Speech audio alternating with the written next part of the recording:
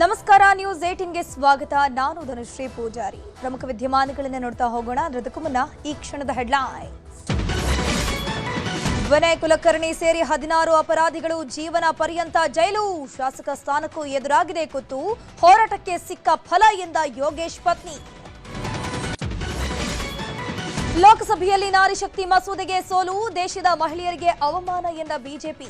ಸಂವಿಧಾನ ವಿರೋಧಿ ಬಿಲ್ಗೆ ಸೋಲಾಗಿದೆ ಎಂದ ಕಾಂಗ್ರೆಸ್. ಸಿಎಂ ಅಸಹಾಯಕರಾಗಿದ್ದಾರೆ ಎಂದರು ರಾಜಣ್ಣ. ಜಬ್ಬಾರ್ ಜಮೀರ್ ಪರ ಸತೀಶ್ ಜಾರಕಿಹೊಳಿ ಡಿಕೆಶಿ ಜೊತೆ ಚರ್ಚೆ. ಬಿಕ್ಕಟ್ಟಿನ ಮಧ್ಯೆ ಸಿಎಂ ಡಿಸಿಎಂ ದೆಹಲಿಗೆ. ಬೆಸ್ಕಾಂ ವ್ಯಾಪ್ತಿಯಲ್ಲಿ ಯೂನಿಟ್ಗೆ 56 ಪೈಸೆ ದರ ಏರಿಕೆ. ಸೆಸ್ಕು ಶಾಕ್. ಉಳಿದ ಕಡೆ ವಿದ್ಯುತ್ ದರ ಇಳಿಕೆ. ಬೆಂಗಳೂರಿನ ಜನರಿಂದ ನಷ್ಟ ವಸೂಲಿಗೆ ಆದೇಶ.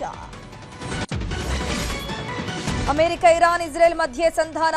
ಇವತ್ತಿನಿಂದ ಹಾರ್ಮುಜ್ ಜಲಮಾರ್ಗ ಮುಕ್ತ ಅಂತಿದ್ದಾರೆ ಟ್ರಂಪ್. ಆದರೂ ಕೊಲ್ಲಿಯಲ್ಲಿ ನಿಲ್ಲದ ಆತಂಕ.